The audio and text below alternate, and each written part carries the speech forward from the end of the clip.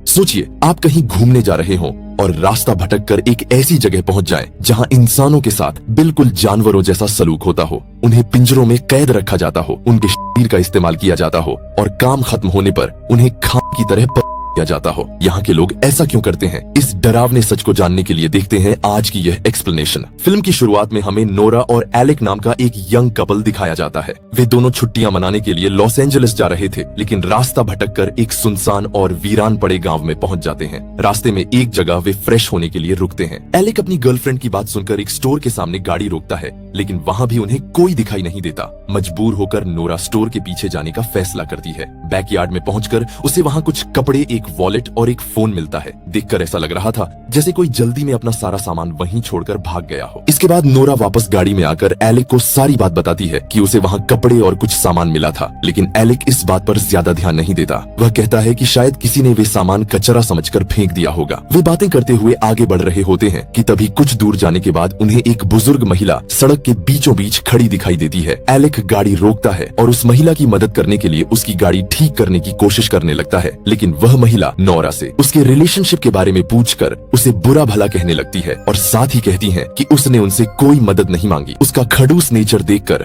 दोनों वहाँ से निकलने का फैसला करते हैं। इसके बाद वे कुछ खाने के लिए एक रोड साइड डाइनर पर रुकते हैं। अपने ऑर्डर का इंतजार करते समय एलेक नोटिस करता है कि सामने बैठा एक अजीब सा आदमी लगातार उन्हें घूर रहा है। एलेक को गुस्सा तो आता है, लेकिन वह उस आदमी को नजरअंदाज करके बर्गर खाने लगता है। खाना खत्म करके जैसे ही वे बाहर निकलने लगते हैं, तभी वह आदमी अचानक उनके रास्ते में आकर खड़ा हो जाता है और नोरा का हाथ पकड़ लेता है। वह धीरे से उसे कहता है कि तुम लोग यहाँ सुरक्षित नहीं हो, जितनी जल्दी हो सके यहाँ से निकल जाओ। यह सुनकर दोनों बिना कुछ बोले वहाँ से निकल जाते हैं और फिर से अपना सफर शुरू कर देते हैं। आगे जाकर उन्हें एक गैस स्टेशन दिखाई देता है। गाड़ी में पेट्रोल भरवाने के लिए एलेक गाड़ी उस तरफ मोड़ देता है। वहाँ एलेक गैस स्टेशन पर काम करने वाले एक कर्मचारी से पूछता है कि क्या आसपास रात रुकने की कोई जगह है। वह कर्मचारी उन्हें बताता है कि थोड़ा आगे जाकर एक कैबिन जैसी जगह है और उसका किराया भी काफी कम है। यह सब पूछने के बाद नोरा और एलेक वहाँ से निकल जाते हैं, लेकिन जाते समय वह कर्मचारी उन्हें एक अजीब तरीके से देखता रहता है। गाड़ी में बैठने के बाद एलेक नोरा से कहता है कि हमें उसकी बताई हुई जगह पर रुक जाना चाहिए, क्योंकि वह काफी देर से लगातार गाड़ी चलाकर थक चुका था। लेकिन नोरा इस इलाके में रात रुकने के लिए बिल्कुल भी राजी नहीं थी, क्योंकि उसे सुबह से ही यह इलाका और यहाँ के लोग काफी अजीब और डरावने लग रहे थे। एलेक उसे समझाने की कोशिश करता है कि बिना आराम किए लगातार गाड़ी चलाने से एक्सीडेंट हो सकता है। इसलिए काफी समझाने के बाद नोरा आखिरकार मान जाती है और वहाँ रुकने के लिए तैयार हो जाती है। जब वे उस जगह पर पहुँचते हैं तो देखते हैं कि वहाँ पहले से कई गाड़ियां खड़ी हैं और देखकर लग रहा था कि और लोग भी वहाँ रुके हुए हैं, लेकिन वह जगह बहुत डरावनी और सुनसान थी। एलेक नोरा को शांत करते हुए कहता है कि जगह उतनी भी बुरी नहीं है जितना वह सोच रही है, लेकिन अंदर जाते ही वहाँ का माहौल दोनों को सन्न कर देता है। वहाँ उन्हें एक भी मेहमान दिखाई नहीं देता। चारों तरफ सिर्फ खामोशी थी। बस डाइनिंग टेबल पर खाना खाकर छोड़ी गई प्लेट्स पड़ी थी। ऐसा लग रहा था जैसे कुछ देर पहले ही वहाँ बहुत से लोग मौजूद थे। जब उन्हें वहाँ कोई नहीं दिखाई देता तो वे ऊपर की मंजिल पर जाकर देखने लगते हैं। तभी वहाँ का लैंडलॉर्ड अचानक उन्हें पीछे से आवाज देता है, जिससे दोनों डर जाते हैं। उसका चेहरा दिखने में काफी अजीब था और उसका एक कान भी कटा हुआ था। एलेक उससे रात रुकने के लिए कमरे के बारे में पूछता है, क्योंकि वह वहीं रुकने का फैसला कर चुका था। इसके बाद लैंडलॉर्ड उन्हें एक कमरे में ले जाता है, लेकिन कमरे के अंदर पहुंचकर वे एक और चीज देखकर हैरान रह जाते हैं। वह कोई सामान्य कमरा नहीं था, बल्कि वहाँ बहुत सारे बिस्तर लगे हुए थे। लैंडलॉर्ड उन्हें बताता है कि पहले यह जगह उन्होंने हॉस्टल के बच्चों के इस्तेमाल के लिए बनाई थी, लेकिन अब कम लोग आने की वजह से इसे मोटेल में कन्वर्ट करके आम लोगों के लिए खोल दिया गया है। लैंडलॉर्ड के जाने के बाद नोरा एलेक पर गुस्सा करती है, क्योंकि शुरू से ही उसे लग रहा था कि यह जगह अच्छी नहीं है, लेकिन अब काफी रात हो चुकी थी, इसलिए दोनों फ्रेश होकर सो जाते हैं। जब वे गहरी नींद में सो रहे होते हैं, तभी उनके बेड के नीचे से भेड़ का मुखौटा पहने एक आदमी बाहर निकलता है और दोनों को ध्यान से देखने लगता है। अगली सुबह जब नोरा को होश आता है तो वह खुद को उस कमरे में नहीं पाती। अब उसे जानवरों की तरह एक पिंजरे में कैद कर दिया गया था। घबराहट में वह जोर जोर से चिल्लाने लगती है और बाहर निकलने की कोशिश करती है, लेकिन उसकी आवाज सुनकर गाय और बकरी के सिर का मुखौटा पहने दो लोग वहाँ आते हैं और उस पर एक पानी जैसा लिक्विड फेंककर उसे फिर से बेहोश कर देते हैं। इसके बाद हम देखते हैं कि नोरा को एक अंधेरे और गंदे पुराने गोदाम में एक कुर्सी पर कसकर बांधा गया था।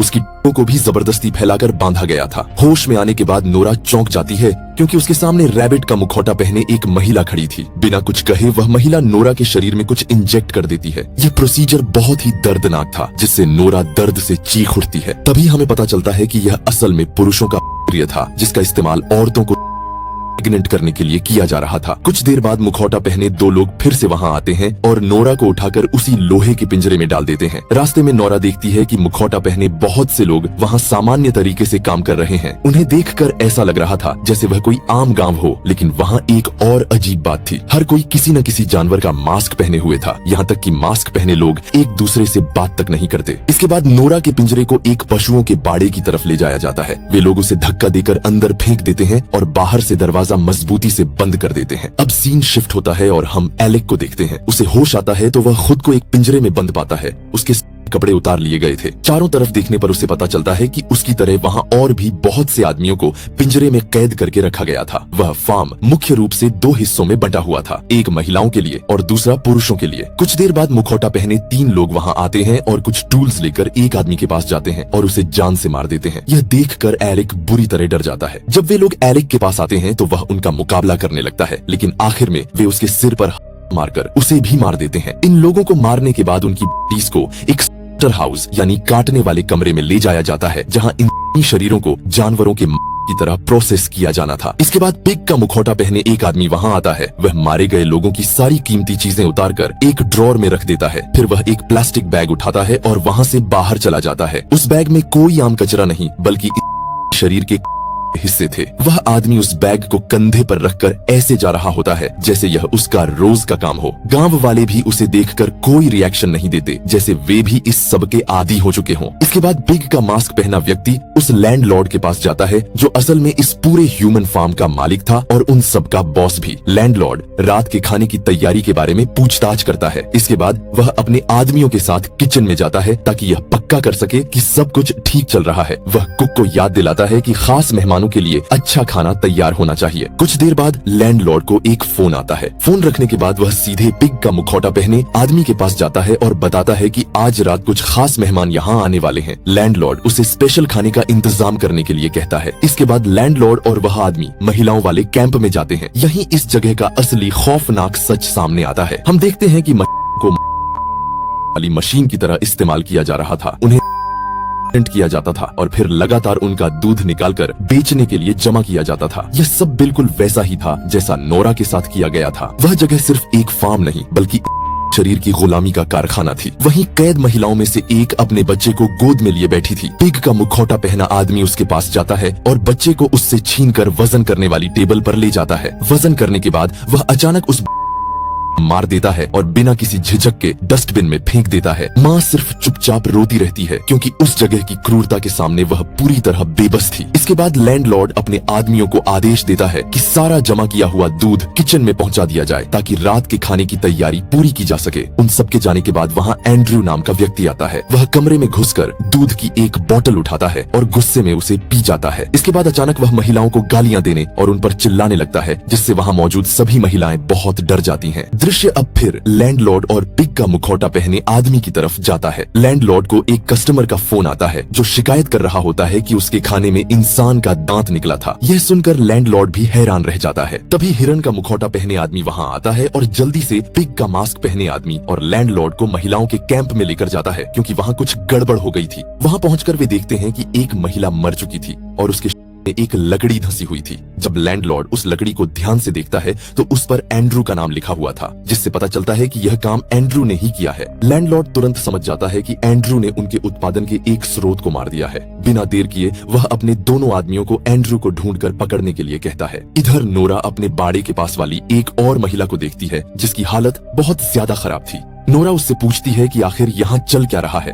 वह औरत धीमी आवाज में उससे बात करने की कोशिश करती है। वह बताती है कि शुरुआत में उसने भी भागने की बहुत कोशिशें की थीं, लेकिन कभी सफल नहीं हो पाई। आगे वह कहती है कि इस जगह से निकलना लगभग नामुमकिन है। तभी नोरा को एशली नाम की एक लड़की दिखाई देती है जो बाड़े की दूसरी ओर थी। नोरा उनसे कहती है कि वह सभी महिलाओं को यहाँ से बाहर निकाल कर रहेगी। दूसरी तरफ हिरन का मुखौटा पहने आदमी एंड्रू को ढूंढ रहा था। आखिरकार वह उसे एक कोने में बैठा हुआ मिल जाता है। उसे देखकर साफ पता चल रहा था कि एंड्रू का दिमागी संतुलन ठीक नहीं है। वह वहाँ बैठकर खुद से ही बातें कर रहा था। फिर वह तुरंत एंड्रू को घसीटते हुए लैंडलॉर्ड के पास ले जाता है। लैंडलॉर्ड उससे कहता है कि मैंने तुम्हें कितनी बार कहा है कि खाने के साथ ऐसी हरकत मत किया करो। आज तुमने उस औरत को मार दिया जो कई सालों से सबसे अच्छा की थी। फिर सजा के तौर पर एंड्रू को पिंजरे में कैद पुरुषों को खाना देने की जिम्मेदारी दी जाती है, लेकिन खाना बांटते समय एंड्रू खाने की बाल्टी गिरा देता है और अचानक वहाँ से भाग जाता है। पिग का मुखौटा पहने आदमी उसे पकड़ने की कोशिश करता है, लेकिन एंड्रू वापस लैंडलॉर्ड के पास पहुंच जाता है।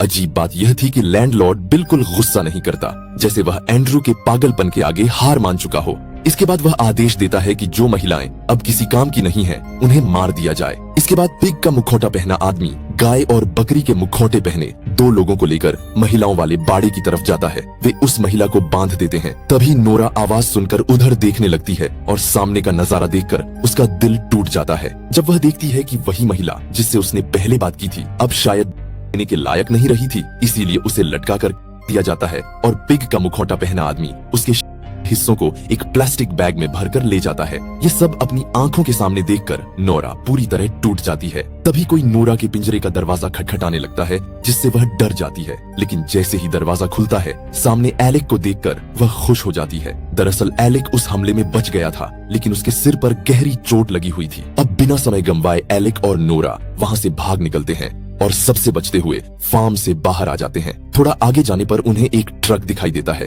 जिसे देखकर उन्हें उम्मीद होती है कि शायद इसी से वे यहाँ से निकल सकते हैं, लेकिन बदकिस्मती से वह ट्रक खराब था और स्टार्ट नहीं होता। कोई और रास्ता न देखकर वे फिर से भागने लगते हैं। तभी अचानक उन्हें सामने एक चर्च दिखाई देता है और वे अंदर जाकर छिप जाते हैं, लेकिन उनकी बदकिस्मती अभी भी उनका पीछा नहीं छोड़ती। गाय का मुखौटा पहना आदमी उन्हें वहाँ छिपा हुआ देख लेता है और तुरंत चर्च का घंटा बजाने लगता है। डर के मारे दोनों फिर वहाँ से भागने लगते हैं। वे उन बेरहम शिकारियों से बचने के लिए अपनी पूरी ताकत लगा देते हैं, लेकिन भागते समय एलेक का पैर अचानक जमीन पर लगे एक जाल में फंस जाता है। लोहे के दांत उसके पैर को बेरहमी से जकड़ लेते हैं। दर्द से चीखते हुए वह जमीन पर गिर पड़ता है। चोट इतनी गहरी थी कि उसके लिए खड़ा होना भी मुश्किल था। नोरा जाल खोलने की बहुत कोशिश करती है, लेकिन एलेक समझ चुका था कि अब उसका बचना मुश्किल है। मजबूर होकर नोरा उसे वहीं छोड़कर भाग जाती है। थोड़ी देर बाद मुखौटा पहने वे लोग एलेक के पास पहुंच जाते हैं और एक बड़े पत्थर से उसका कर उसे मार देते हैं। दूसरी तरफ नोरा किसी तरह वापस मर्दों वाले फार्म में पहुंच जाती है। वहां वह एक ऐसे आदमी के पास जाती है जिसे देखकर लग रहा था कि उसे अभी भी होश है। वह धीमी आवाज में उससे पूछती है कि यहाँ से बाहर निकलने का रास्ता क्या है।